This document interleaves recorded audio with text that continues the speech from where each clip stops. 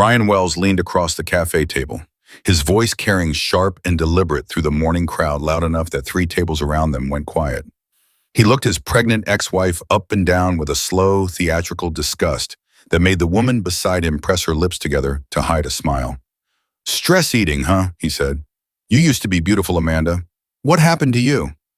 Amanda's hands tightened around her cup. She did not look away. She did not cry. But inside, something old and broken shifted, and something newer and much harder moved into its place. If you've ever been mocked by someone who was supposed to love you, this story is for you. Subscribe to our channel, follow this story all the way to the end, and drop your city in the comments below so I can see just how far this story has traveled. Amanda Wells had not planned on running into Ryan today. She had chosen this cafe specifically because it was far from the neighborhood they used to share, far from the grocery store where she'd seen him twice already since the divorce was finalized, far from the dry cleaner on 5th where his mother still gave Amanda that look, the one that said, "You were always the problem, dear." The cafe on Brickell Avenue was her corner of Miami, the one place she had claimed entirely for herself over the past 4 months. She knew the barista by name. She knew which table had the best light in the morning. She knew that if she arrived before 9, she could get the corner seat by the window and sit undisturbed for an hour before the lunch crowd made the noise unbearable. She had needed that hour today more than most days. Her back had been aching since 6 in the morning. She hadn't slept more than 4 hours. The appointment with her OB the afternoon before had gone fine. The baby was healthy, growing right on schedule, heartbeat strong and steady. But Amanda had sat in the parking lot afterward for 20 minutes before she could make herself drive home because fine and healthy didn't change the fact that she was doing this alone. It didn't change the folder on her kitchen table with the rent increase notice. It didn't change the silence on the other end of the phone when she tried calling her mother last Sunday. She was on her second latte and halfway through a crossword she couldn't concentrate on when the bell above the cafe door rang and something shifted in the air, the way it does when a person walks into a room who carries trouble with them like cologne. Amanda didn't look up right away. She was focused on 7 across a 6-letter word for something she kept blanking on, and then she heard the laugh. Not a warm laugh, not the kind that belongs in a cafe on a Tuesday morning. It was Ryan's laugh, the one with the edge in it, the one that always meant he was performing for an audience, and he knew exactly who that audience was. She looked up. He was standing near the entrance, one hand on the small of a woman's back, his other hand gesturing broadly as he finished whatever story he had been telling. He was wearing the charcoal blazer she'd helped him pick out 2 Christmases ago. His hair was cut fresh. He looked in every visible way like a man who was doing extremely well. The woman beside him was young, polished, and laughing at everything he said with the kind of effortless enthusiasm that either meant she genuinely adored him or she was still in the phase where she hadn't figured out what he really was yet. Amanda knew that phase. She'd lived in it for 3 years before the floor gave way underneath her. She looked back down at her crossword. Her pulse had picked up, but she kept her breathing even. He hadn't seen her yet. The cafe was busy. There were at least 30 people between them, and she was in the corner, and if she just kept her head down, Amanda, her jaw tightened. She looked up slowly because she refused to give him the satisfaction of seeing her flinch. Ryan was walking toward her with the easy confidence of a man who had never in his life worried about being unwelcome anywhere. His girlfriend followed a half step behind, curiosity flickering across her face as she glanced between Ryan and Amanda with the look of someone piecing together a story she'd only heard one side of. "I didn't know you came here," Ryan said, stopping in front of her table. He looked at her latte. He looked at the half-eaten pastry beside it. He looked at her. "I do," Amanda said. That was all she gave him. "How are you, Tess?" he asked, and it wasn't a question. It was an opening move. "Fine." He tilted his head slightly, that familiar smile spreading across his face, the one that used to make her feel chosen and now made her feel like she was being studied. "You look tired," he said.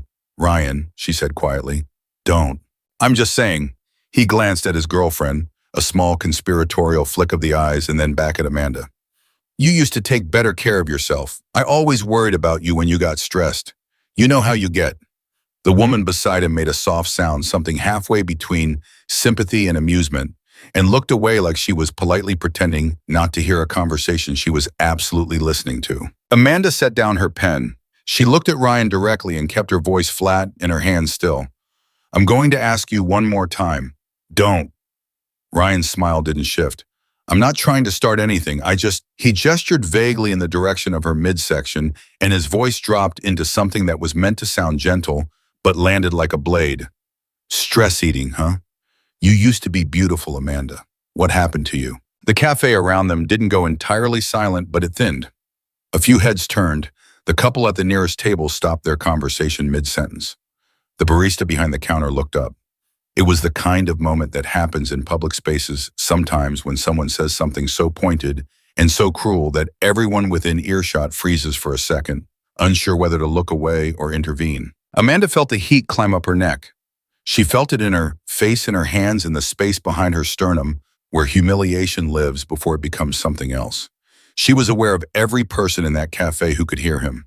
She was aware of how she looked right now, the dark circles, the clothes that didn't fit quite the way they used to, the way her hands had gone completely still on the table, because if she moved them, she wasn't sure what would happen next. But underneath the heat, something else was moving, something that had been building for 4 months, maybe longer, maybe since the first time she had made herself small in a room to keep Ryan comfortable, and told herself that was what love looked like.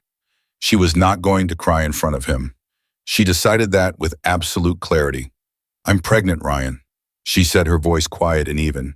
Which you know, and I'm going to need you to step away from my table. Ryan blinked. Then he laughed short and dismissive. I know you're pregnant. I'm not trying to make this into a thing.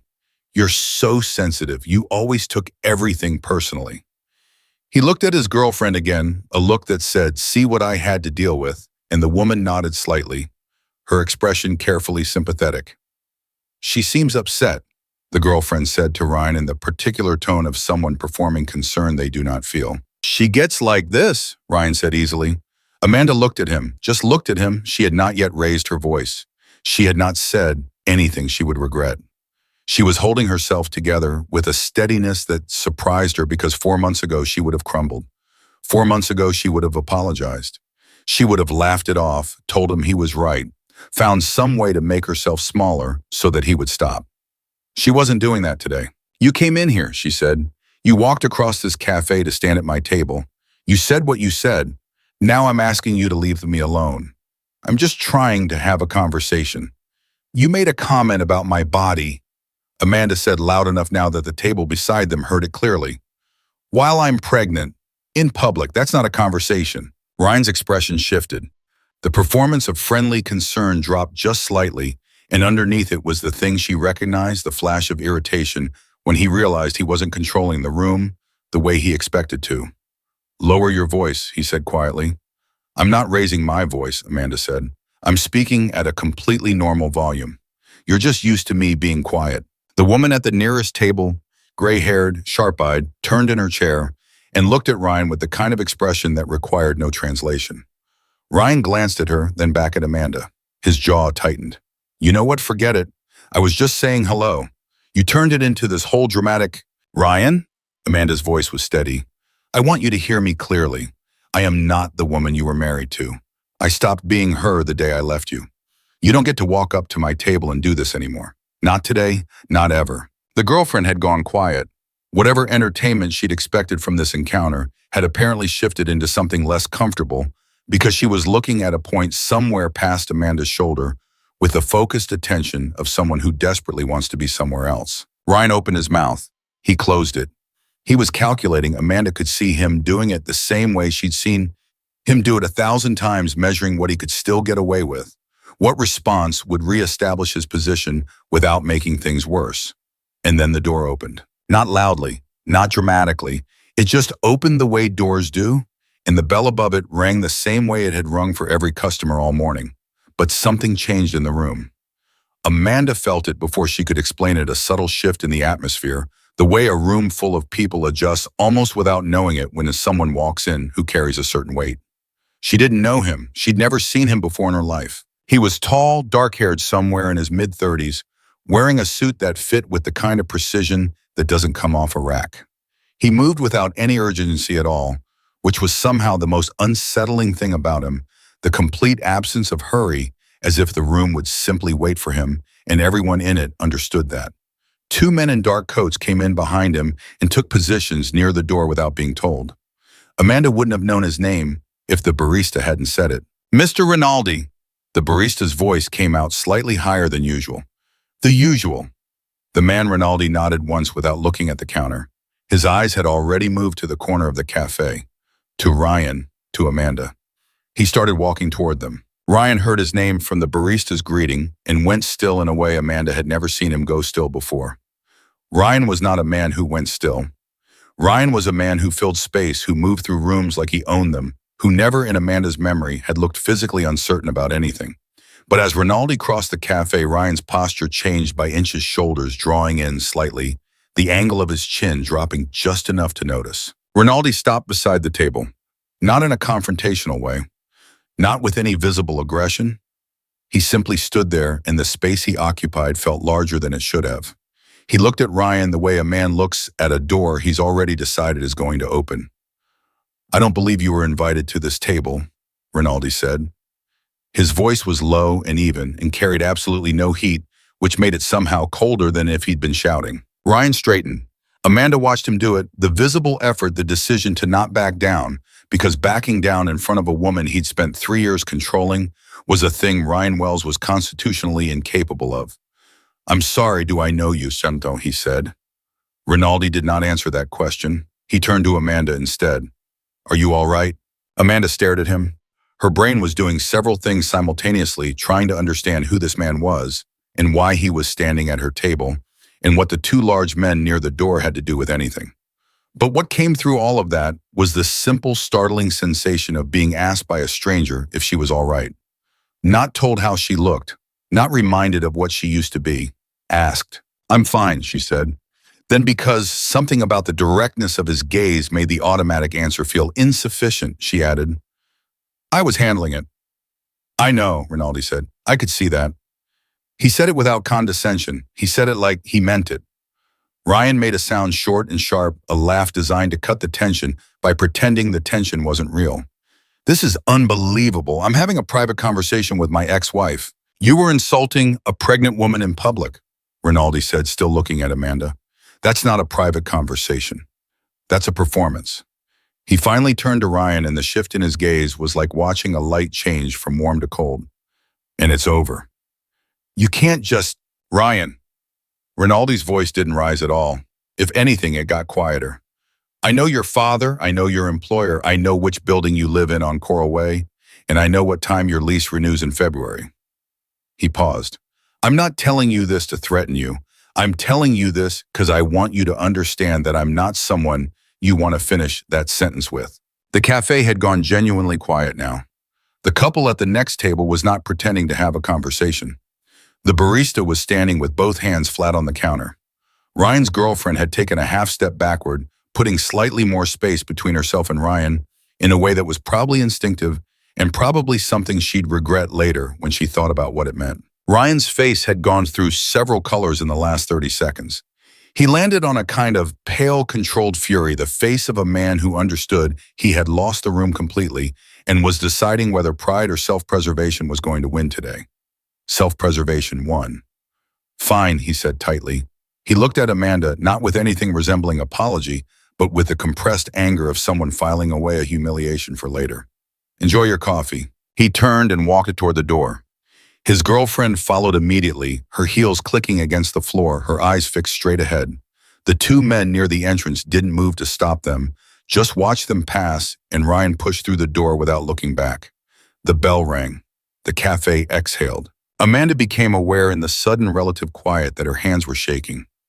Not visibly, she was gripping the edge of the table, and they were perfectly still to anyone watching. But she could feel the tremor underneath the adrenaline finding somewhere to go, now that there was nowhere left for it to go. Rinaldi pulled out the chair across from her and looked at her with a question in his expression that was also a courtesy, asking without asking if he could sit. She didn't know why she nodded. She almost didn't. He sat. He was quiet for a moment, and it wasn't the silence of someone waiting to speak. It was the silence of someone who understood that she needed 30 seconds before anyone said anything to her. When he spoke, his voice was different from how it had been with Ryan. Less compressed, closer to something that sounded like an actual person having an actual conversation. "He does that a lot?" he asked. Amanda exhaled slowly. "He did," she said. When we were married, I thought it stopped when I left. She paused. It didn't completely stop. No, Rinaldi said. Men like that don't stop. They just find new settings. She looked at him. Really looked at him the way she hadn't allowed herself to, while Ryan was still standing there because she'd needed all of her attention on the person who was trying to take something from her. Rinaldi was watching her with an expression that was difficult to categorize. Not pity, not the exaggerated empathy of someone performing compassion. Something more restrained and more real than that. Why did you come over here? She asked. He was quiet for a moment. I've seen that before, he said. What he was doing. I've seen it in other rooms in other contexts. He glanced at the table. I don't like it. That's a reason to step in for a stranger. Sometimes, he said. Amanda looked at him for another moment. Then she looked down at her latte, which had gone cold, and felt the full weight of the last 20 minutes settle into her shoulders. The adrenaline was fading. The anger was fading. What was left was something exhausted and more honest than either of them. I'm Amanda, she said. I know, he said. The barista said your name when he took your order. She almost smiled. It wasn't quite a smile, but it was the shape of one. Joseph Rinaldi. Yes, she'd heard the name before. Most people in Miami who paid attention to the kind of news that didn't always make the front page had heard the name. She'd heard it in the way you hear names that belong to a certain kind of world. Not her world, never her world. The kind of world that existed in the same city but in a completely different register of reality. She had not expected to be sitting across from that name in a cafe on Brickell Avenue on a Tuesday morning while her back ached and her latte was cold. I should thank you, she said. You don't have to. I know I don't have to. I want to. He nodded once, accepting it without making anything of it. She looked at the table. She looked at her hands. She made a decision she hadn't fully formed yet, but could feel taking shape underneath everything else, the kind of decision that happens when you've been carrying something alone for so long that the presence of another human being who doesn't require anything from you becomes by itself a kind of release. The baby, she said quietly. She wasn't sure why she was saying it. Maybe because he'd asked if she was all right, and she was tired of saying yes when the answer was more complicated. Ryan thinks it's his. Rinaldi was very still. It's not, she said. She said it evenly, without drama, the way you state a fact you've been living with for long enough that it no longer requires an emotional frame around it. He doesn't know that. He has no idea. She finally looked up at him. I don't know why I told you that. Rinaldi looked at her for a long moment. His expression didn't change in any dramatic way. He didn't look shocked. He didn't look uncomfortable. He looked like a man absorbing something real and taking it seriously. You told me, he said finally, because you've been carrying it by yourself, and that's a very heavy thing to carry. Amanda looked at him. Something in her chest that had been braced for a very long time did something she hadn't expected. It didn't collapse. It just eased, like a knot loosening by one small degree. Yes, she said, that's exactly what it is. Outside through the window, Miami moved through its morning the way it always did, loud and bright and indifferent to the small, important things happening inside the buildings that lined its streets. Amanda sat with her cold coffee and her crossword in the strange, unplanned company of a man whose name was heavy in this city, and she thought about what it meant to stop running from the things you'd been afraid to say out loud. She hadn't planned this. She hadn't planned any part of this morning. But sitting here now with the worst of the adrenaline behind her and the trembling in her hands finally gone, and someone across the table who had looked at her, not through her, not past her, not at the version of her Ryan kept trying to define, she felt something she hadn't felt in months. Not safe. It was too early and too strange for safe, but not entirely alone either. And for this morning, for right now in this corner of this cafe in the city that had once belonged to her and Ryan and now belonged only to her, that was enough to breathe around. That was enough to hold. Amanda hadn't asked him to stay. She also hadn't asked him to go, which she supposed was its own kind of answer to a question neither of them had technically asked yet. The barista set a fresh latte in front of her. She hadn't ordered it, which meant Joseph had quietly at some point without making anything of it, and refilled Joseph's espresso without being summoned, and then retreated behind the counter with the practiced invisibility of someone who understood that certain conversations required a perimeter. Amanda wrapped her hands around the warm cup and said nothing for a moment. Joseph said nothing either. He was reading something on his phone, or appeared to be, and she had the distinct sense that he was giving her space to decide what she wanted this to be, which was, she realized, an unusual thing. Ryan had never given her space to decide anything. Ryan filled every silence with something, usually himself. "You didn't have to buy me coffee," she said. "I know. I'm capable of buying my own coffee." "I can see that," he said without looking up. "It's coffee, not a declaration." She almost smiled again. The shape of it was a little more complete this time. She looked at him across the table, the sharp line of his jaw, the way he held his phone with the particular stillness of someone who was actually thinking about something rather than just scrolling to fill time, and she felt the strangeness of the moment settle around her fully. She was sitting in her cafe on her Tuesday morning with Joseph Rinaldi. The name sat differently now that she'd had a few minutes with the actual person attached to it. The name was large and weighted and belonged to a world she'd always understood to be completely separate from hers. The man across from her had ordered her coffee and waited quietly while she composed herself and said that carrying something heavy alone was exactly what it was. She didn't know what to do with that. "Can I ask you something?" she said. He set his phone face down on the table. "Yes." "How did you know Ryan specifically? Not, I know you said you know his father and his employer, but that's—" She stopped, started again. "That felt like more than a coincidence. You walking in here?" Joseph was quiet for a moment in the way he seemed to do everything with deliberate and unhurried weight. "It wasn't entirely a coincidence," he said. Amanda went still. "What does that mean?" "Ryan's father, Gerald Wells, owes a significant amount of money to a business associate of mine," Joseph said. He said it with the same tone someone might use to explain a weather delay. Factual, uncomplicated. "Ryan has been managing certain communications on his father's behalf. I've been aware of Ryan for approximately 8 months. He paused. "I've been in this cafe before. I didn't know you'd be here. I didn't know Ryan would be here. But I knew who he was the moment I walked through the door." Amanda processed that. "And you decided to come over anyway." "I decided to come over," he said, "because of what I saw him doing, not because of his father's debt." He looked at her directly. "Those are two separate things." She believed him. She wasn't sure she should, and she was aware of the particular irony of being a woman who'd just escaped one man who'd spent years telling her what to believe about him, sitting across from another man she'd known for less than an hour, deciding to trust his word. But there was something in the way Joseph spoke, no performance in it, no effort to manage her impression of him, that landed differently from the careful charm she recognized as dangerous. "Okay," she said. He nodded once. She looked at her latte. She looked at the crossword she'd abandoned 7 across still blank.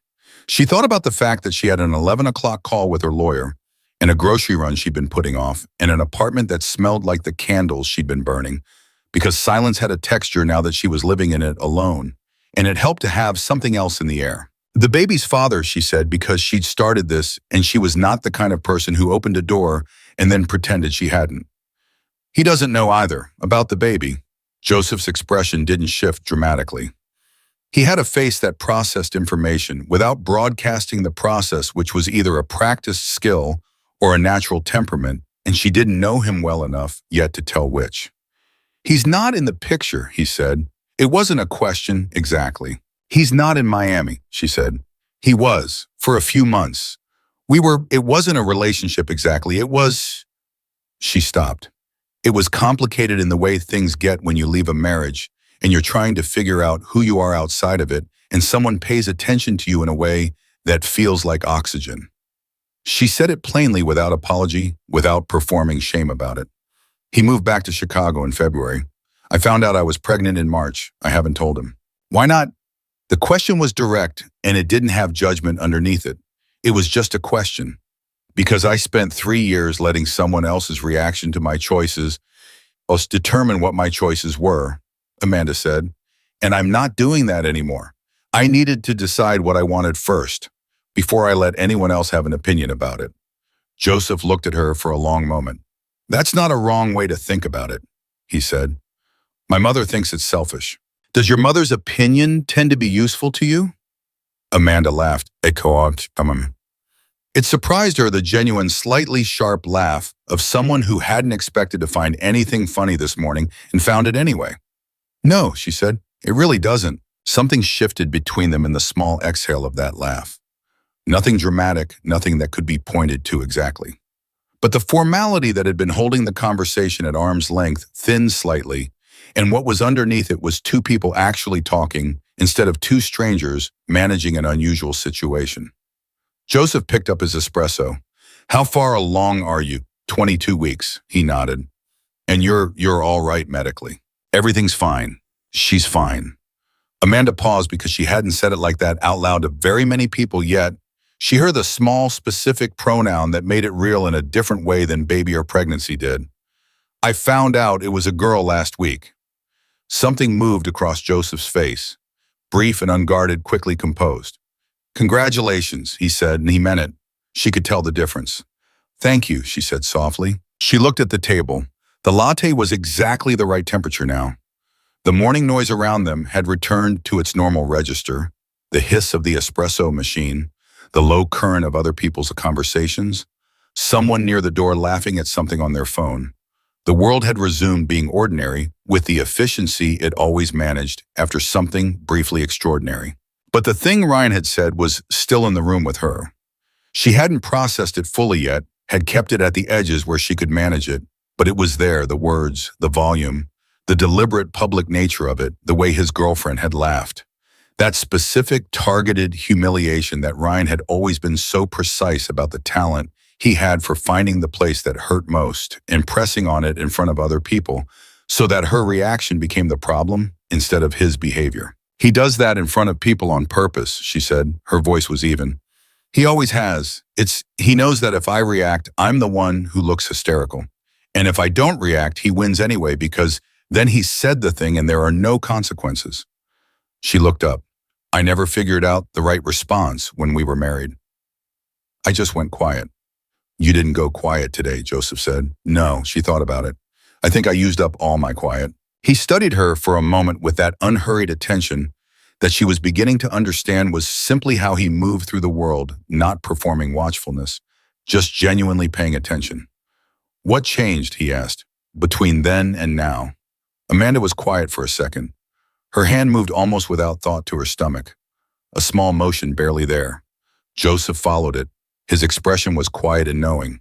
"Yeah," Amanda said, "that." She'd thought about this before in the way she thought about a lot of things at 3 a.m, when the aching in her back woke her and the apartment was silent and her brain filled the silence with inventory. She'd been afraid of Ryan for a long time, not physically, not in the immediate way, but in the way that gets built into you through years of small defeats, the accumulated weight of being told repeatedly that your feelings are too much and your perceptions are wrong and you would be better if you just tried harder to be different. That kind of fear doesn't announce itself.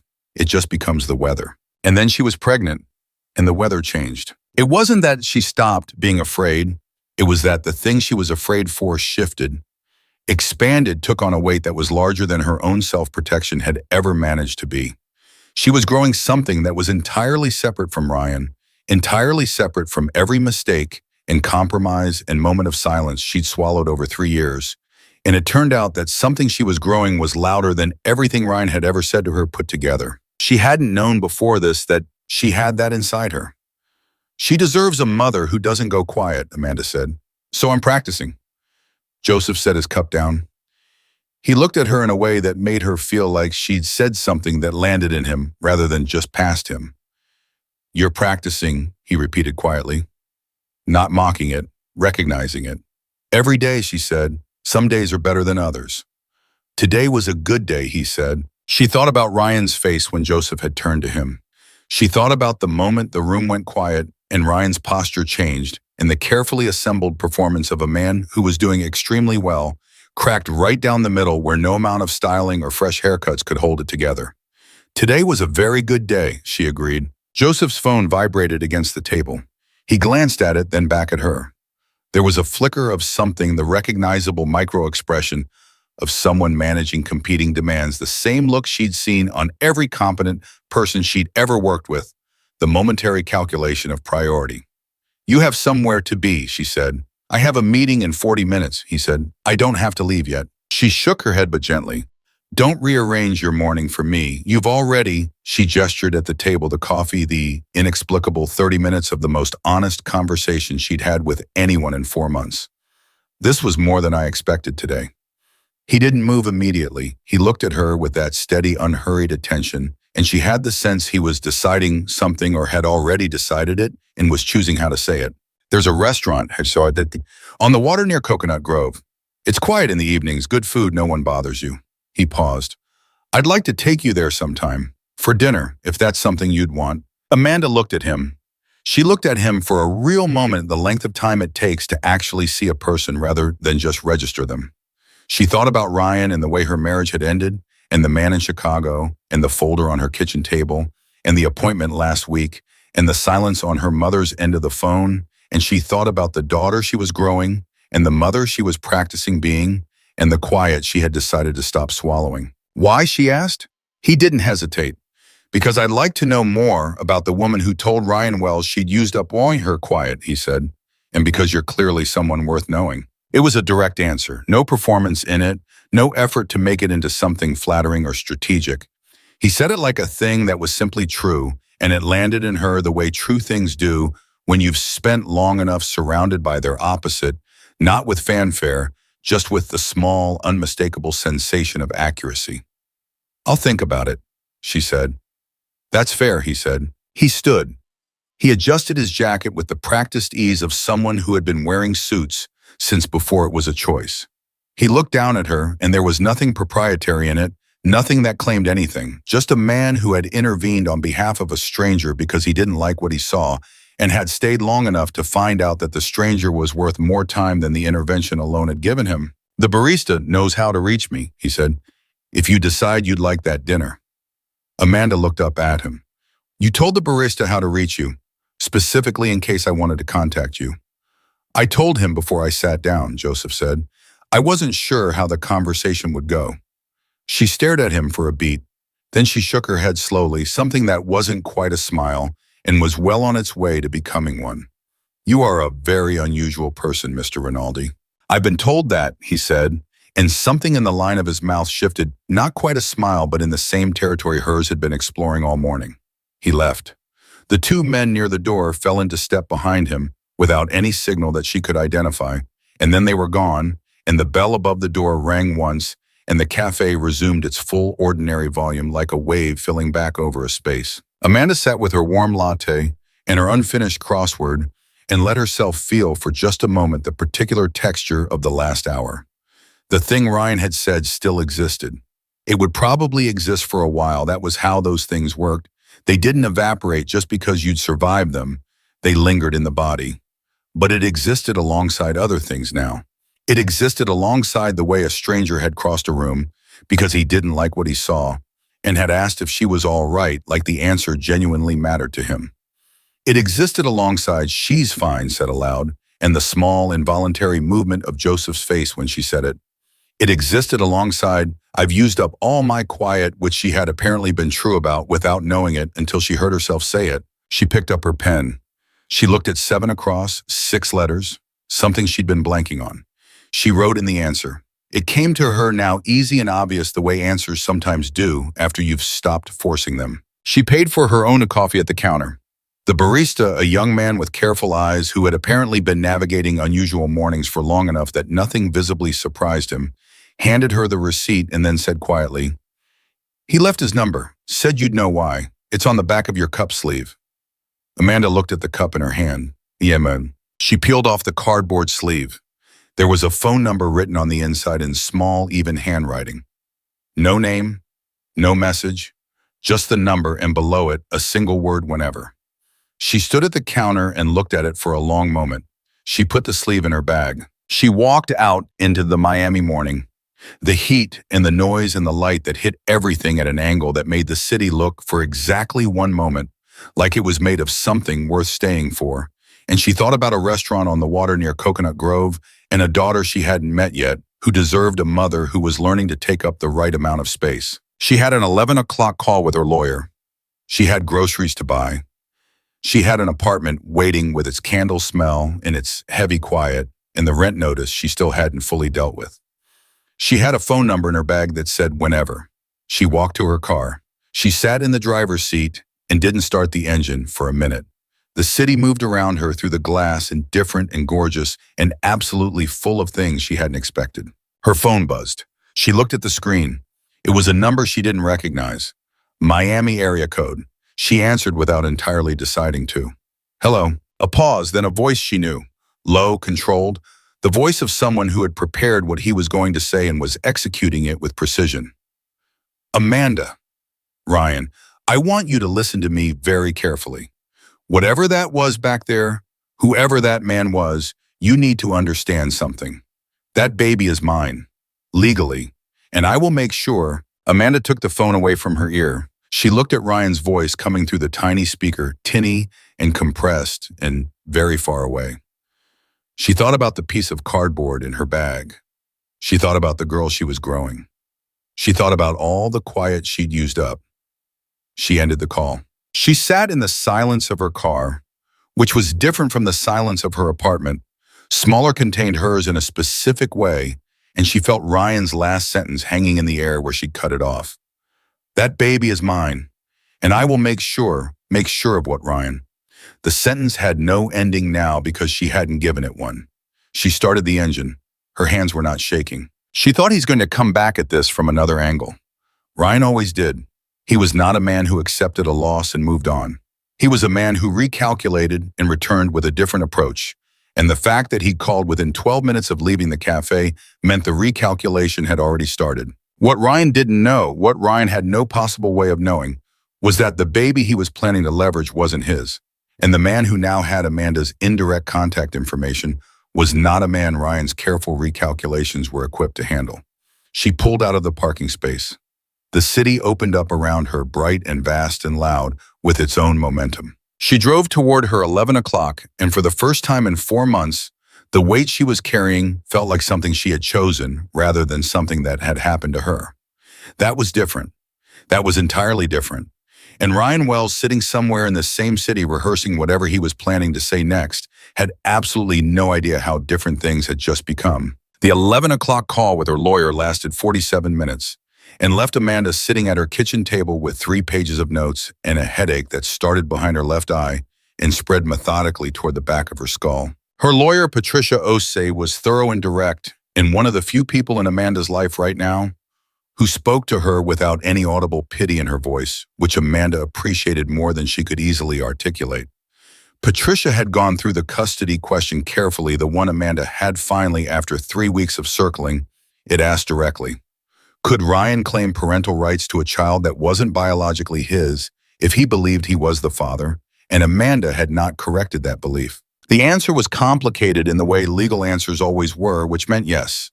Depending on timing, depending on what could be established, depending on whether Amanda chose to disclose paternity and when. You need to tell him, Patricia said. Not unkindly, just clearly. I know, Amanda said. The longer you wait, the more complicated this gets. If he files for any kind of presumptive paternity claim before you disclose, I know Patricia. A pause. Are you all right? Amanda thought about how many times she'd been asked that today. The barista this morning reflexively. Joseph Rinaldi and meaning it. Now Patricia in the careful way of someone whose professional concern had developed a genuine human edge over months of difficult conversations. I'm working on it, Amanda said. She hung up and sat with her notes and her headache in the particular silence of a Tuesday afternoon in an apartment she was still learning to think of as hers and not theirs. Ryan's name was all over the documents Patricia had walked her through. Ryan's legal standing, Ryan's potential claims. Ryan, the man she'd left, and who kept finding ways to remain the organizing principle of her life, even from a distance. She thought about what he'd said on the phone that morning. That baby is mine. And I will make sure. She thought about his face when Joseph said move. She got up and made tea she didn't particularly want and stood at the window and thought about a phone number on a cardboard sleeve in her bag. She did not call it, not yet, but she thought about it with more specificity than she thought about most things in recent months, which told her something. Ryan called again at 3:15. She let it go to voicemail. She listened to the message standing in the middle of her kitchen, one hand on the counter, the other resting against her stomach. the way it always migrated now without permission from the rest of her. His voice on the voicemail was different from the version in the cafe. The performance was stripped back. What was underneath it was cold and deliberate, and she recognized it immediately. This was Ryan in resolution mode. Ryan who had finished his recalculation and arrived at a plan. Amanda, I'm not interested in playing games. You embarrassed me this morning in front of people who matter, and I'm not going to pretend that didn't happen. I've already spoken to my attorney about establishing my rights as the father of your child. I want you to think very carefully about how you want to proceed from here. I'm willing to be reasonable. I'm willing to make this easy. But I need you to understand that I am completely prepared to make it very difficult instead. Call me back. She played it twice. Not because she hadn't heard it the first time, but because she wanted to locate every layer of it, the threat wrapped in the offer of reasonableness, the implication that what happened this morning was her fault, the particular phrasing of people who matter, which was Ryan telling her in the way he always had, that she was not among them. She forwarded the voicemail to Patricia with a text that said, "He's moving faster than we thought." Patricia responded, "In 4 minutes, I'll call his attorney tomorrow morning. Do not respond to him directly." "Are you safe?" Amanda typed back. "Yes." And then because it was true, and because she needed it to be true in the typing of it, "I'm fine." She put her phone face down on the counter. She picked up her bag. She pulled out the cardboard sleeve. Whenever. She sat down at the kitchen table. She looked at the number. She was not a woman who made impulsive decisions about men, or rather, she was trying very hard not to be, because the evidence of what impulsive decisions about men had produced in her life was currently reorganizing her internal organs at 22 weeks along. But this wasn't impulse exactly, or it wasn't only impulse. What she'd felt across that cafe table from Joseph Rinaldi was something more deliberate than that, the specific sensation of being seen clearly by someone who had no investment in the version of her Ryan had spent 3 years constructing. He'd looked at her and seen what was actually there and asked if she was all right, like the answer genuinely mattered, and stayed for 30 minutes, giving her silence when she needed it and conversation when she needed that instead. She picked up her phone. She typed the number. She wrote, "This is Amanda from the cafe. I'd like to take you up on dinner if the offer stands." She put the phone down. She looked at the ceiling. She counted to 27 before the response came. "It stands. Thursday evening, 7 o'clock. I'll send the address tomorrow. Bring the crossword if you haven't finished it." She stared at the last sentence for a long moment. Then something happened in her chest that was uncomplicated and warm, and felt like the first uncomplicated warm thing in a very long time. She wrote back, 7 across was resolve. I finished it. His response was immediate. Good word. She set the phone down. She was smiling. An actual complete smile, not the shapes and approximations she'd been producing all morning. It sat on her face and she let it. Then her phone buzzed again, and it was not Joseph. It was a number she didn't recognize. Miami area code different from the one Ryan had called from. She answered it out of the reflex of someone who was currently expecting calls from doctors and lawyers and people who needed things. "Is this Amanda Wells?" A woman's voice. Smooth professional with an accent Amanda couldn't immediately place. "Who is this?" "My name is Diana Reyes. I'm Gerald Wells' personal attorney." A pause calibrated. "I believe you have met my client's son, Ryan." Amanda's hand tightened around the phone. "I know who Ryan is." "Of course, I apologize for the directness of this call. I want to be upfront with you. Gerald Wells has asked me to reach out on Ryan's behalf to discuss the matter of the child you're carrying." "I'm going to stop you right there," Amanda said. Her voice was steady. 4 hours ago, it might not have been. "I have legal representation. Her name is Patricia Osei. Any conversation about my pregnancy goes through her." A beat. "Miss Wells." "It's Ms. Wells," Amanda said. "Not Miss, not anymore." Another pause, longer this time. "Ms. Wells, I understand you're in a difficult position. Gerald Wells is a reasonable man. The family is prepared to be very generous in terms of support, financial and otherwise, in exchange for..." "In exchange for what?" Amanda said. "Say it clearly." "In exchange for Ryan's name on the birth certificate in reasonable visitation." The audacity of it landed in her stomach like something physical. Ryan's name on the birth certificate. Ryan, who had stood in a cafe that morning and performed her humiliation for an audience. Ryan, whose father was apparently in debt to a man who had told Ryan to move with the quiet certainty of someone who never had to repeat himself. Ryan's family, who had apparently convened within hours of a Tuesday morning cafe encounter to send a lawyer to her personal cell phone number. How did you get this number? Amanda said. Gerald Wells has resources. That's not an answer. Ms. Wells, I'm going to give you Patricia Osei's number, Amanda said. You can call her. You will not call me again. If you call this number again, I will report it to my attorney as harassment, and we will proceed accordingly. She read Patricia's number clearly and evenly. Have a good evening, Ms. Reyes. She hung up. She sat at the table with her phone in her hand and her heart going at a pace that was several beats above what her OB would have approved of, and she breathed. She breathed deliberately the way her OB had showed her, in through the nose, slow count of 4 out through the mouth. She did it 3 times, and on the 3rd time, the rhythm in her chest came back down to something manageable. Then she picked up the phone and called Patricia back. Patricia listened to the whole account without interrupting. When Amanda finished, there was a brief silence, the specific silence of a lawyer organizing information into a sequence that would be useful. They moved within hours, Patricia said. Yes. That's not spontaneous. Gerald Wells instructed someone to find your number before Ryan even made his first call to you. Another pause. Amanda, I need you to tell me something, and I need you to be completely honest with me. Okay.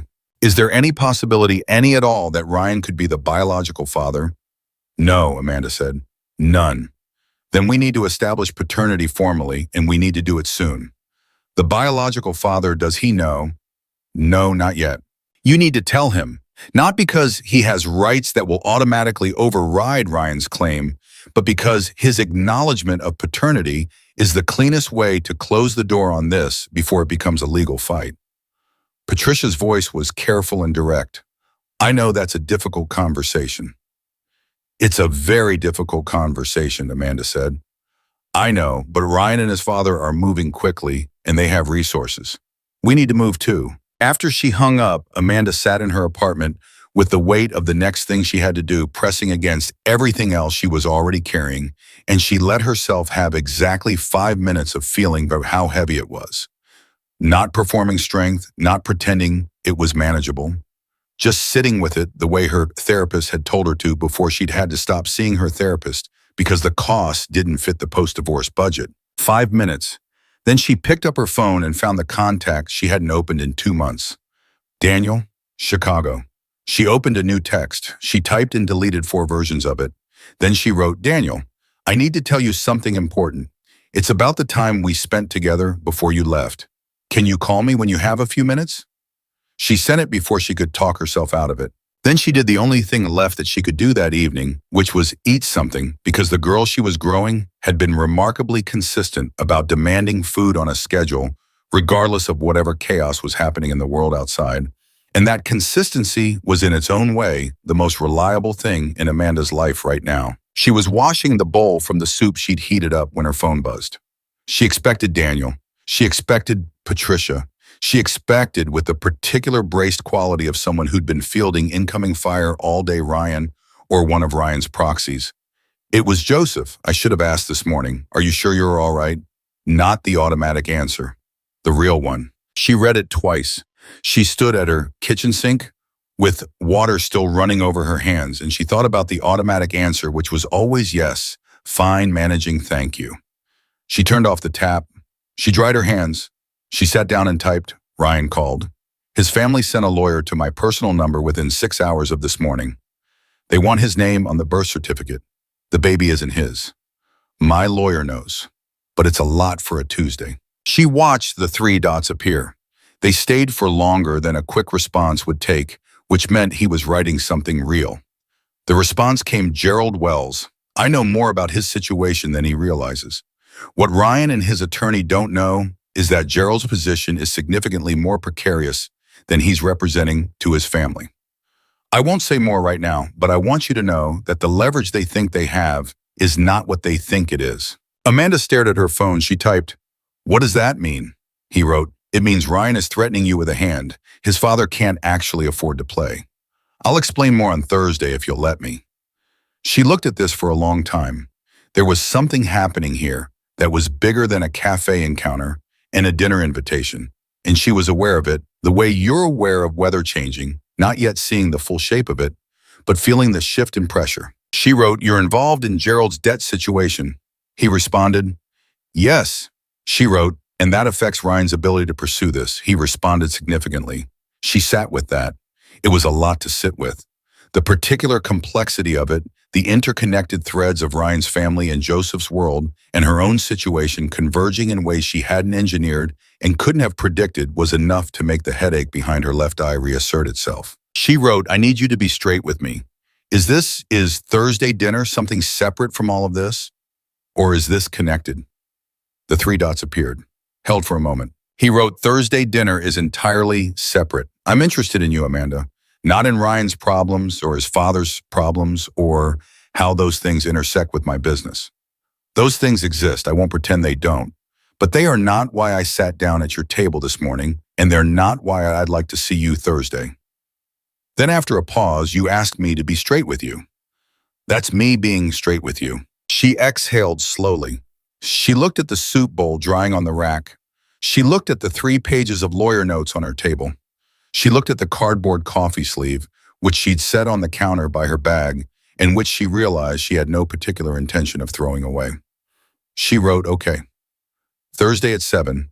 His response, "I'll send the address tomorrow. Good night, Amanda." She set her phone down. The apartment was quiet around her, the same quiet it always was, but sitting differently tonight. Not empty in the way it sometimes felt. Just quiet. Just her and the girl who was growing, and the manageable size of what the next hour required, which was nothing more demanding than getting ready for bed. Her phone buzzed one more time. "Daniel, Chicago." "Hey, yeah, of course I can call. Is everything okay?" She looked at his message for a long moment. She thought about what Patricia had said. She thought about Ryan's voice on the voicemail, completely prepared to make it very difficult. She thought about what Joseph had written, "The leverage they think they have is not what they think it is." She typed back to Daniel, "I'm okay, but I have something important to tell you. Are you free to talk now?" His response came fast, "Calling you in 2 minutes." She put the phone on the table. She looked at it. She took a breath in through the nose, slow count of 4 out through the mouth, and she straightened her back and put her hands flat on the table and waited for the call that was going to change at least 2 people's lives, and possibly 3, depending on how you counted, the small, fierce person who was currently pressing against her ribs in a way that felt increasingly like her daughter was already practicing how to take up exactly the right amount of space. The phone rang. Amanda answered it. "Daniel," she said, "there's something you need to know."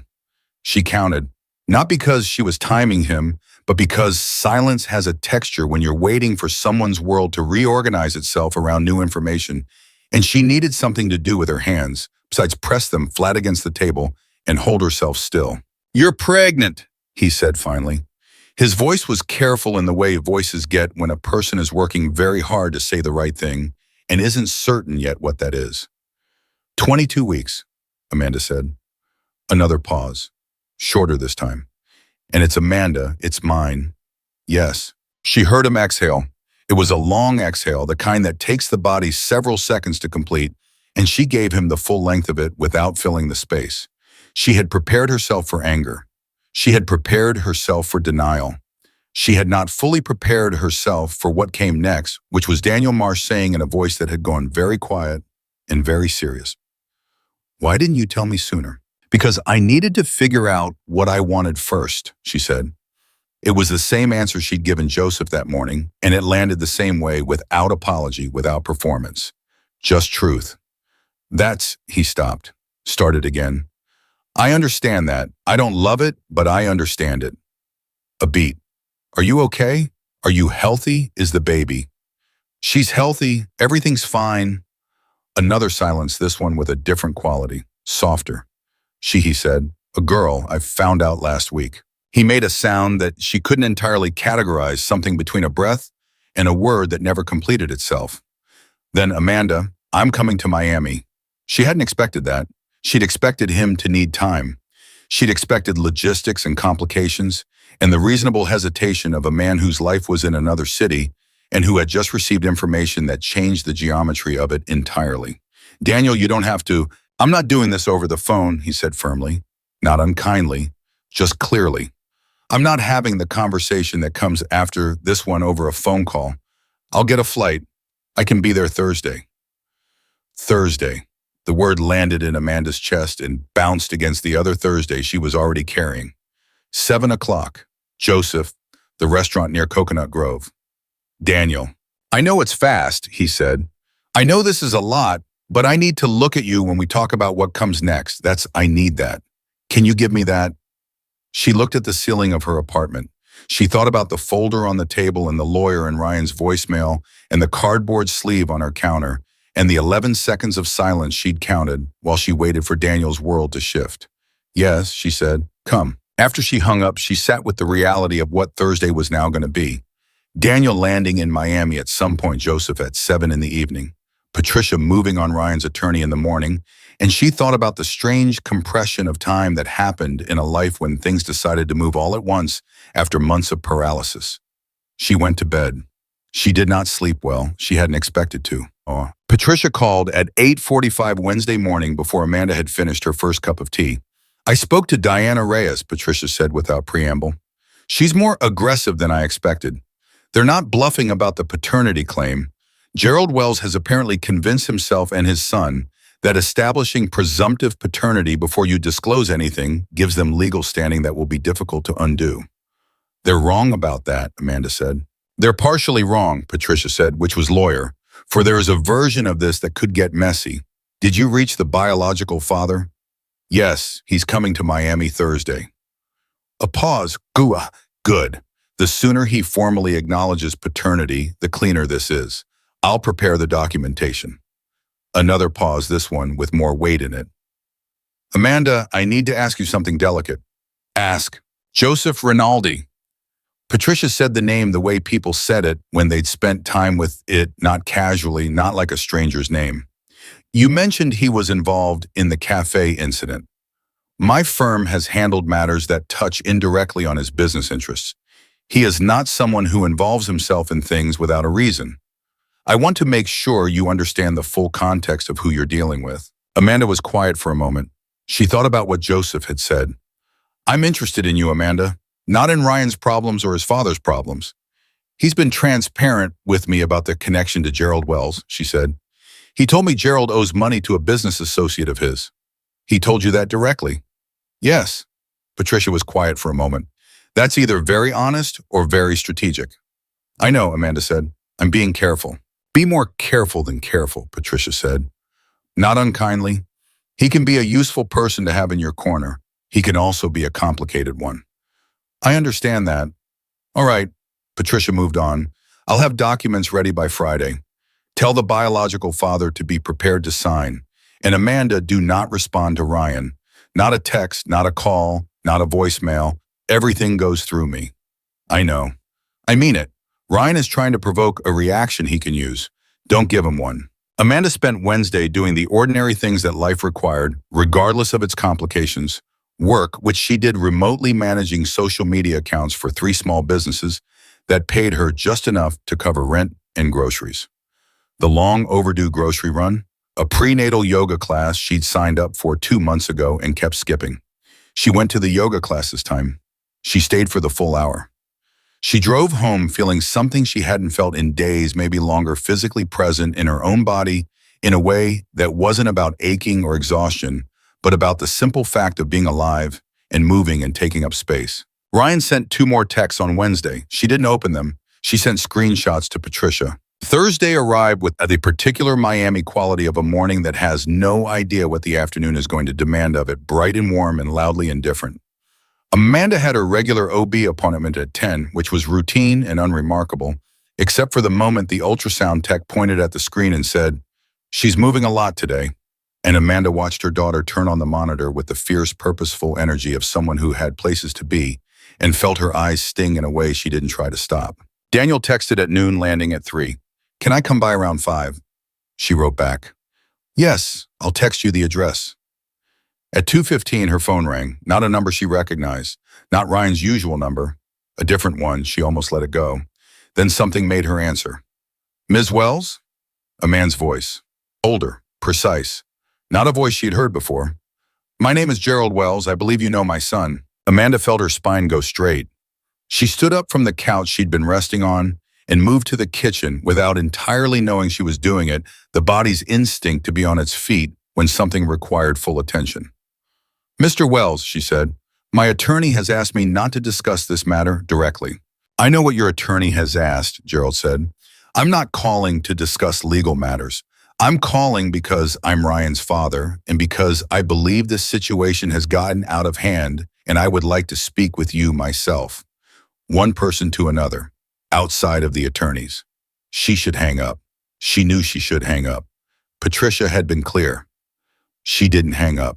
"You have 60 seconds, she said. "Say what you want to say." A brief pause. Gerald Wells recalibrated. "Amanda, I know Ryan hasn't handled this well. I know what he said to you in that cafe." That was another pause.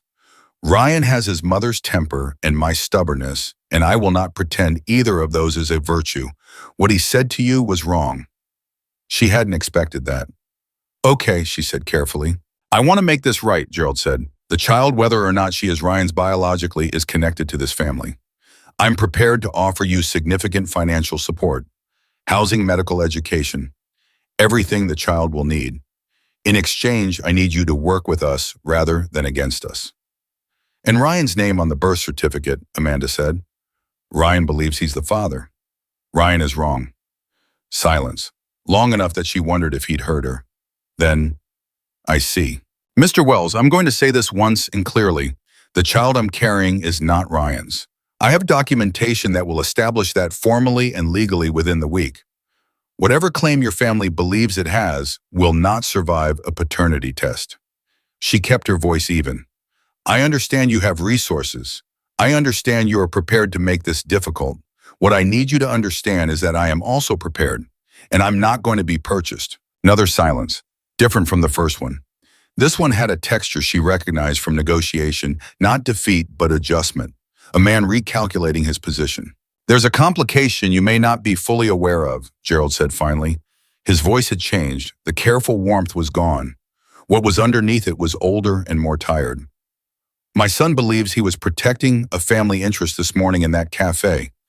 He is not aware that certain business matters between myself and associates of Joseph Rinaldi have created a vulnerability in our position." He stopped. "I am telling you this because I believe you are a reasonable woman, and I would rather you understand the full picture than walk into Thursday evening without it." Amanda went completely still. "What do you know about Thursday evening?" she said. "I know that Joseph Rinaldi has invited you to dinner." Gerald's voice was flat now. Professional. "I know because I pay people to know things, and I need you to understand something about Joseph Rinaldi before you sit across a table from him and allow him to present himself as someone acting in your interest." Her heart was doing something complicated in her chest. "Talk." "Rinaldi's business associate, the one to whom I owe a considerable sum, has been waiting for an opportunity to apply pressure to my family in a way that goes beyond the financial arrangement. My debt is leverage. Ryan's behavior toward you this morning was observed by Rinaldi not as a random encounter, but as an opportunity." Gerald paused. "I am not saying he manufactured the situation. I am saying that a man like Rinaldi does not sit down at the table of a woman connected to his debtor's son by coincidence and then invite her to dinner 2 days later without a reason that serves his interests." The kitchen was very quiet. Amanda stood in it and felt the shape of what Gerald was saying press against everything she'd been holding since Tuesday morning. "He was transparent with me about knowing your family," she said. "Being transparent about the existence of a connection is not the same as being transparent about its purpose," Gerald said. She didn't have an answer for that. "I'm not asking you to trust me," Gerald said. "I know I have no standing to ask that. I'm asking you to be careful. Whatever you think of my son, whatever you think of me, Rinaldi moves through the world with a patience that most people mistake for disinterest. He is never disinterested. He is always moving towards something." A pause. "I'm asking you to consider what that something might be." He hung up. Amanda put her phone down on the counter. She stood in her kitchen with Gerald Wells's voice still in her ear and Joseph Rinaldi's text on her phone from 2 nights ago. "I'm interested in you, Amanda.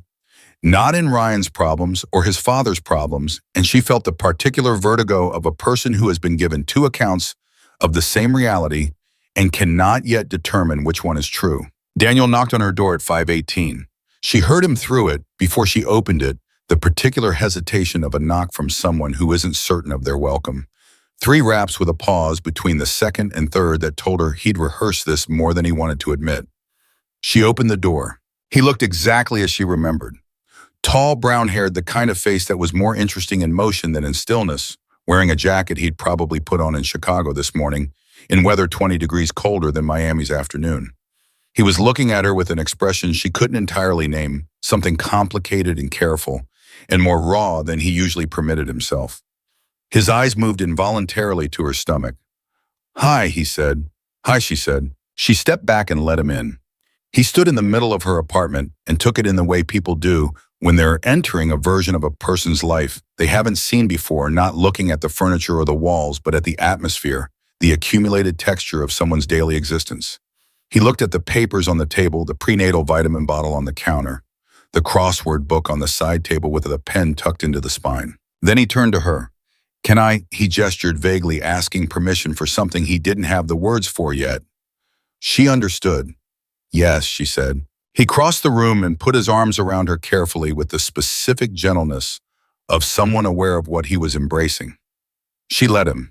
She stood in it for a moment and felt the strangeness of being held by a person who was not the enemy and was not the stranger and was also not yet the fully defined thing he was going to become in the next chapter of her life.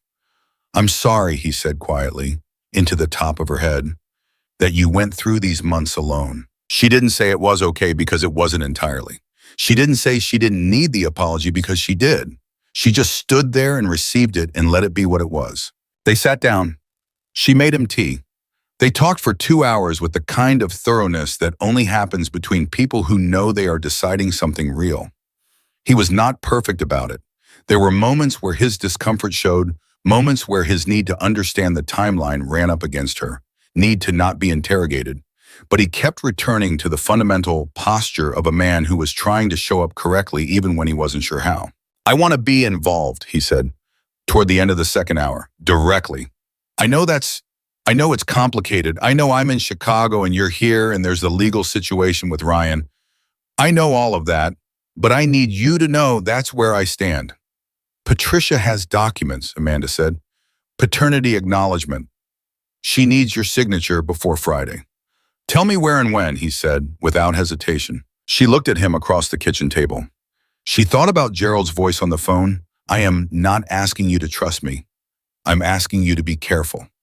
She thought about Joseph's text, "I'm interested in you, not in Ryan's problems." She thought about all the ways men had told her who they were in the past 4 years, and all the ways she had chosen which version to believe. "There's something else," she said. "I need to tell you about this morning, about the past 2 days." She told him everything.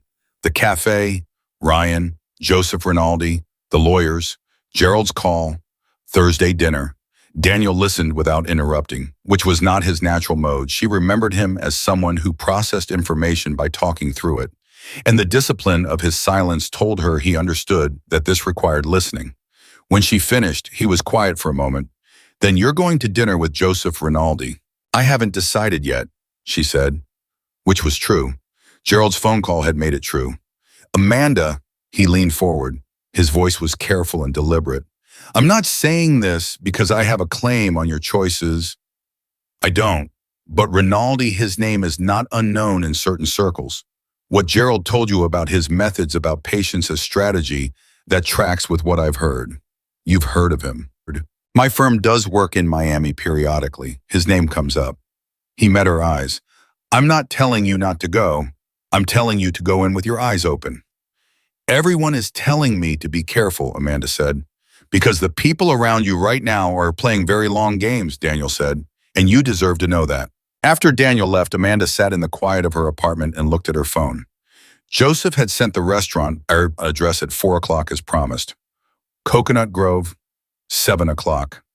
The name of the place was quiet and real and not the kind of restaurant that needed to announce itself. She looked at it for a long time. Then she looked at the phone number on the cardboard sleeve, which was still on her counter. Then she looked at the documents Patricia had emailed, the paternity acknowledgement form, Daniel's name already typed into the appropriate field, and she thought about what it meant to be a woman with a daughter on the way, who was surrounded by men with different versions of what her future should look like, and who had spent the last 4 months learning slowly and at significant cost that the only version of her future that was going to hold was the one she built herself. She typed a message to Joseph, "I'll be there tonight, but I need you to answer something before I walk through the door." His response came quickly. "Ask," she typed. "Gerald Wells called me today. He told me your interest in me is connected to your interest in his family's debt situation. He told me you're not acting without a reason that serves you. I need you to tell me whether that's true." She waited. The three dots appeared. They stayed for a long time, longer than any of his previous responses. "Then Gerald Wells is a man trying to protect himself and using you to do it. Discrediting my interest in you is the most efficient way to keep you at arm's length from information that is inconvenient for him. I will not pretend my world doesn't intersect with his. It does. But I asked you to dinner because I wanted to ask you to dinner. That is the complete truth." Then after a second, "Come tonight and decide for yourself. You're a woman who knows how to read a room, Amanda. Read me." She held her phone and read that last line 3 times. She thought about the cafe on Tuesday morning. The way he'd looked at Ryan and said, "Move." The way he'd turned to her and asked, not told, not assumed, asked if she was all right. The way he'd said, "You're practicing," and meant it with no condescension underneath. She typed, "I'll be there at 7. She put her phone down. She went to get ready. She had 2 hours and a daughter who was pressing against her ribs with the steady insistence of someone who trusted absolutely that the person carrying her would figure out the right thing to do. Amanda intended to earn that trust. She arrived at 7 o'clock exactly, which was not an accident. Amanda Wells had spent 40 years watching women arrive late to things as a performance of nonchalance they didn't feel, and she had decided somewhere in the last 4 months that she was done performing anything. She arrived when she said she would arrive. She wore what she'd chosen without second-guessing it at the door. She walked into the restaurant with her chin level and her shoulders back, and the full weight of everything the past 3 days had deposited in her body carried openly. Not hidden, not apologized for. The hostess recognized Joseph's name immediately and led her to a table near the back of the room, not hidden but private, quiet in the way that required intention to achieve. Joseph was already there. He stood when she approached, which she noted, and he waited until she was seated before he sat, which she also noted, and he looked at her the way he'd looked at her in the cafe, like someone taking inventory of what was actually present rather than what he expected to find. "You came," he said. "I said I would," she said. "You did." He reached for the water already poured on the table. "How are you?" And I mean the real answer. She settled into the chair. She let herself actually feel the question before answering it. "Tired," she said, "clearer than I've been in months, which is strange given how much is happening, but tired." He nodded. He didn't try to fix the tired or reframe it. He just accepted it as the accurate report it was. "I need to ask you something before we do anything else," Amanda said. "And I need you to understand that the answer determines whether I stay for dinner or whether I thank you and go home." "Ask," he said. "Gerald called me yesterday," she said. "You know that. I told you. What I didn't tell you is everything he said." She looked at Joseph directly. "He told me that your interest in me is not separate from your interest in his family's position, that you saw an opportunity in the cafe on Tuesday, and that the patience you're showing me is the same patience you show everything you're moving toward for a reason." She paused.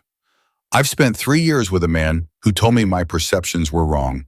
I'm not doing that again with anyone, so I need you to sit with that and tell me the truth." Joseph was quiet for a moment. Not the silence of someone buying time. The silence of someone who respected the weight of what had been asked. "Gerald Wells is a man who has spent 30 years building a life on other people's inability to see around corners," Joseph said. "He is very good at identifying what someone is afraid of and handing them a version of that fear dressed up as information." He set down his glass. "What he told you is not entirely false. My world intersects with his. The fact that I was in that cafe is connected distantly to the fact that Ryan is Gerald's son. I told you that myself. I didn't hide it."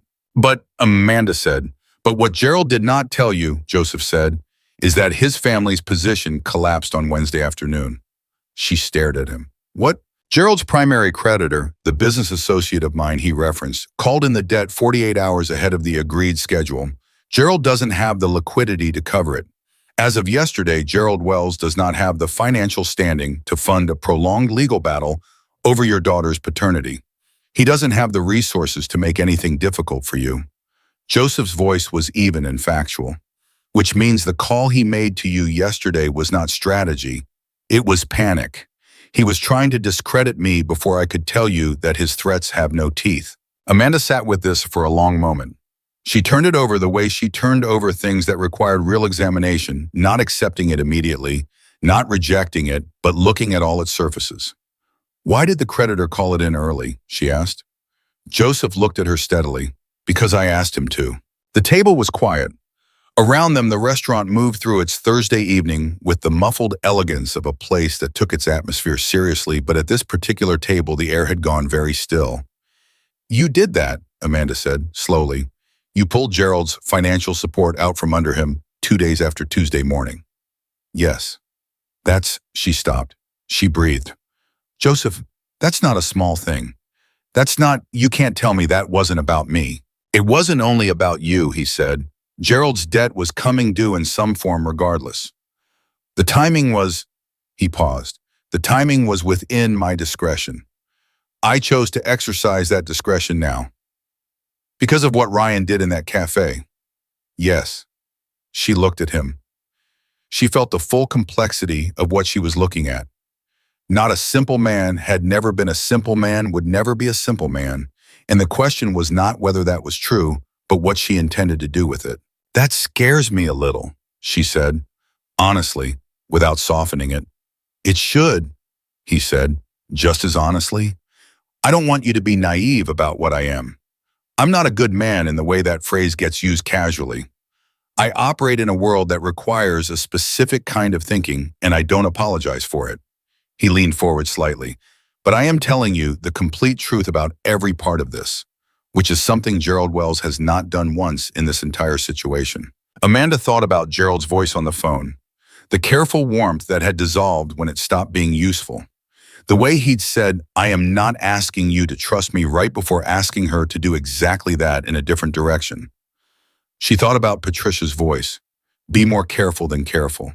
She thought about Daniel's voice, go in with your eyes open. She thought about her own voice in her car on Tuesday ending Ryan's call in the middle of his sentence because she had finally used up all the quiet she'd been saving for people who didn't deserve it.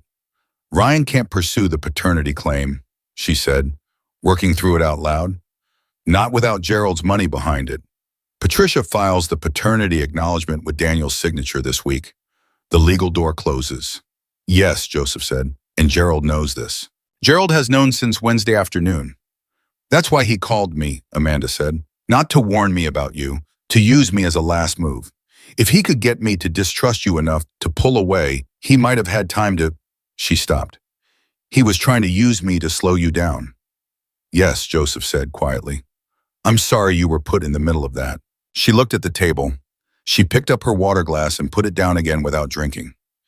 Then she looked up at him and said the thing she'd been building toward since she sat down, the thing that had been taking shape underneath everything else all week.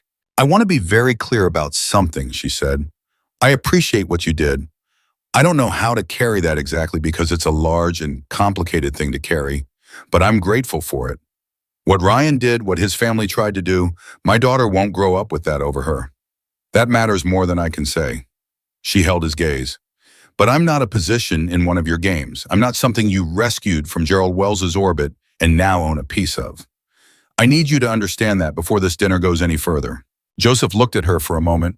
Something moved across his face, genuine and unguarded and quick, the particular expression of a person who has just been told something that landed in them with more accuracy than they expected. I understand that, he said. I mean it, not as a courtesy, as a condition. Amanda. His voice was quiet and direct. I pulled Gerald's debt forward because Ryan Wells stood in a public place and used your body as a weapon against you while you were carrying your child and laughed. I did it because I've seen what men like Ryan do when they're not stopped, and I had the ability to stop it, and I chose to use it. He paused. That's not a game. That's a choice, and you don't owe me anything for it. Not dinner, not conversation, not a single thing. She looked at him for a long time. Then she picked up the menu. What's good here, she said. He exhaled something almost imperceptible, the small release of a man who had been holding himself very carefully through a conversation he understood was not within his control. Everything, he said, but the fish is exceptional. They ordered. They ate. And the dinner that happened between the ordering and the end of it was one of those conversations that doesn't have a clear beginning or architecture, but builds itself out of 100 small, honest exchanges, the kind that leave you knowing someone in a way that is difficult to articulate, but impossible to mistake. He asked about her work. She told him without abbreviating it or performing modesty about the parts that were difficult. He listened the way he seemed to listen to everything with his full attention, not waiting for his turn to speak. She asked about his family, expecting deflection, and got instead a straightforward account of a man who'd grown up with nothing in a city that had very particular ideas about what nothing meant, and who had built something from it that he didn't romanticize but also didn't apologize for. "You're not what I expected," she said, around the time the table had been cleared and the coffee had arrived. "What did you expect? More performances," she said. "Men in your position, usually they have a way of filling a room with themselves, making sure you know what you're in the presence of." "I know what I am," Joseph said. "I don't need the room to confirm it." She thought about Ryan, who had needed every room to confirm it, who had used her silence as a mirror to reflect himself back large enough to feel secure, who had stood in a cafe and said, "You used to be beautiful in front of witnesses because the performance required an audience, and she was the most available prop." "Ryan called again this morning," she said. "I didn't answer. Patricia says he's been trying to reach Diana Reyes' family's attorney, and she's not returning his calls." She paused. "He doesn't know yet that the money isn't there. He still thinks he has a play." "He'll find out soon enough," Joseph said. "What happens when he does?" Joseph considered the question. Ryan is not his father. Gerald is calculating. Ryan is reactive. When Ryan finds out the legal strategy is gone, he'll have a moment, probably not a quiet one. And then he'll have to decide what kind of person he's going to be with none of the resources he thought he had. He paused. Some people become smaller when the leverage disappears. Some people unexpectedly become something better. "You think he could become something better?" Joseph looked at her. "I think that's not your problem to wonder about." She almost smiled. "No," she said. "It's not." Her phone buzzed against the table. She glanced at it. Patricia. She picked it up immediately. Patricia didn't send evening texts without a reason. The message read, "Daniel signed, filed 40 minutes ago. It's done. Ryan has no standing. Call me tomorrow." Amanda put the phone face down on the table. She sat with the full weight of what Patricia's message meant, the legal door not just closing but locked the claim Ryan had been building already dismantled before he'd had a chance to fully construct it. Her daughter officially and formally, and without any remaining ambiguity, belonging to the two people who had made her and to no one else. She looked up. Joseph was watching her with that steady, unhurried attention. "It's done," she said. "The paternity filing.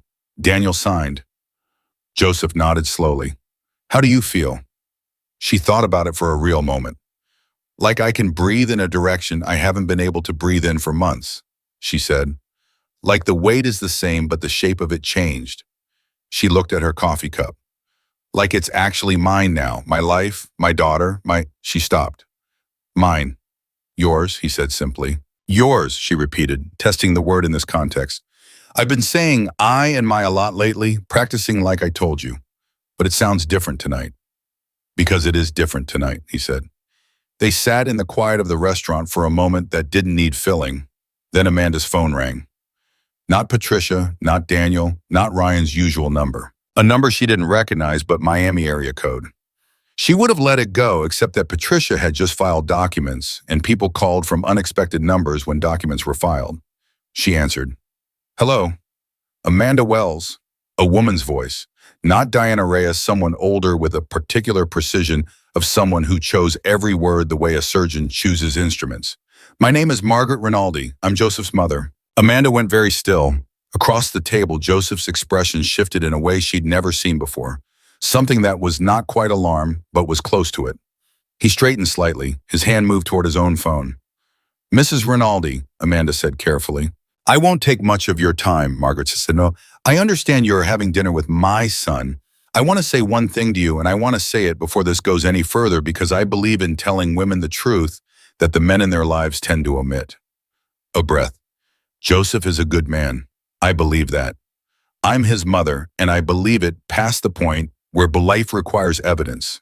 Her voice was dry and precise. He is also a man who has not had dinner with a woman voluntarily on a Thursday night in 4 years. He has not told me who you are. He doesn't know I'm calling. And I am calling because, in my experience, the women who end up in my son's orbit deserve to know before they make any decisions that he is serious. He does not do small things. He does not do temporary things.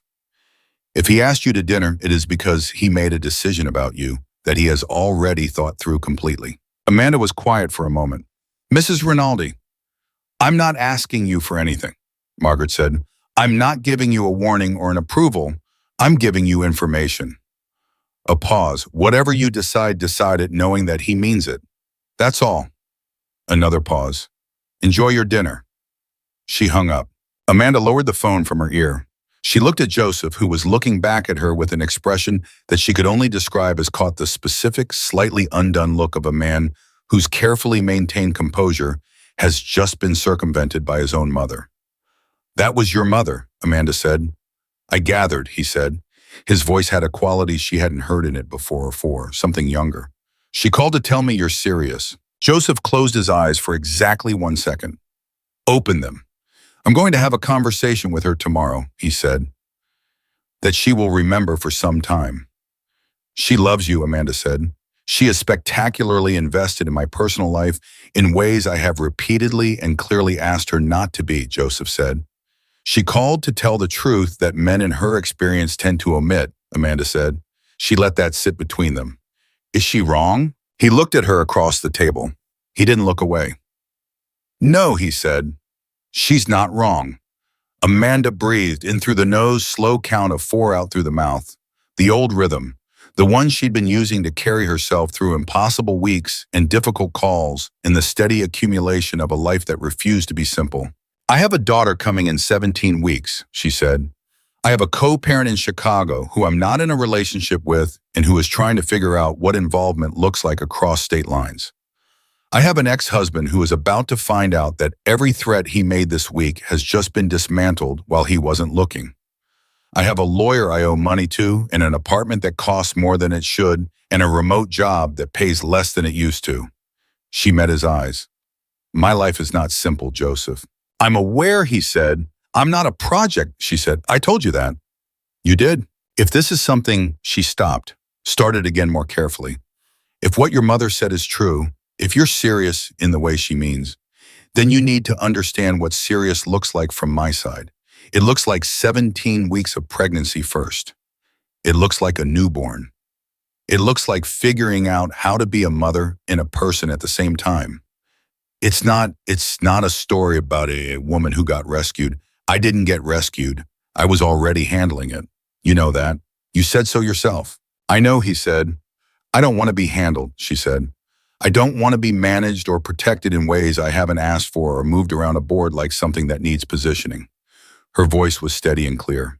What I want, what I have been practicing, wanting out loud for the first time in my adult life, is to be seen accurately, without someone else's need layered over the top of it. Joseph was very still. He was looking at her with the full weight of his attention and something underneath it that was quieter than anything she'd seen from him. Not the composure of a man managing a situation, but the genuine stillness of a man who had just heard something that reached him. That's what I want to give you, he said. Not rescue, not management. He paused. Just the truth about what's there when I look at you. And what's there, she said. He didn't hesitate.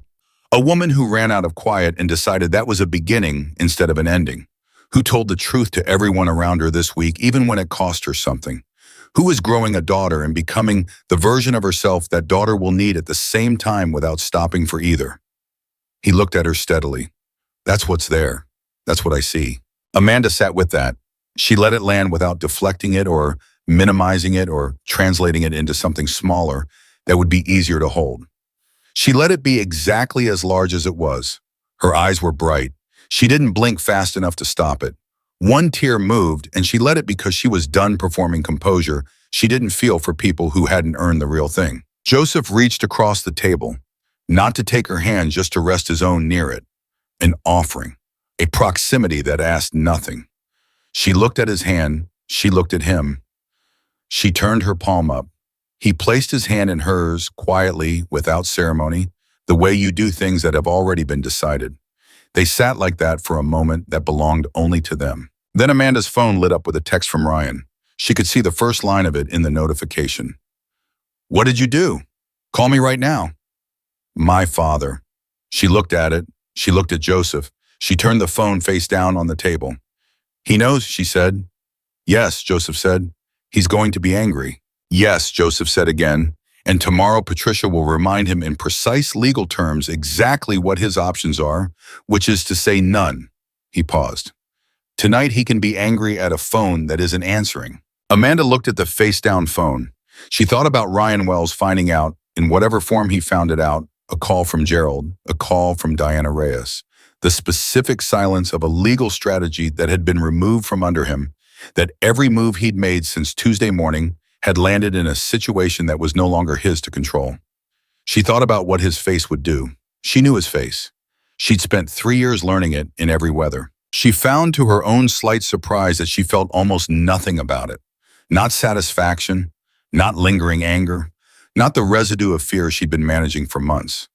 Just a kind of clean, uncomplicated absence where Ryan's ability to hurt her had been. "My daughter is going to grow up not knowing what it feels like to be mocked by someone who's supposed to love her," Amanda said quietly. "That's what this week means to me.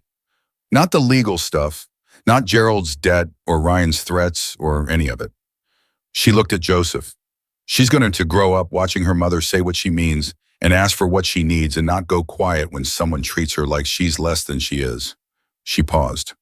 "That's what I'm taking out of all of this." Joseph looked at her with that full and steady attention. "She's going to know how to take up the right amount of space," he said, echoing something she hadn't said to him, but had said to herself in her car on Tuesday morning in the particular privacy of a mind she was only now beginning to treat as her own. She stared at him.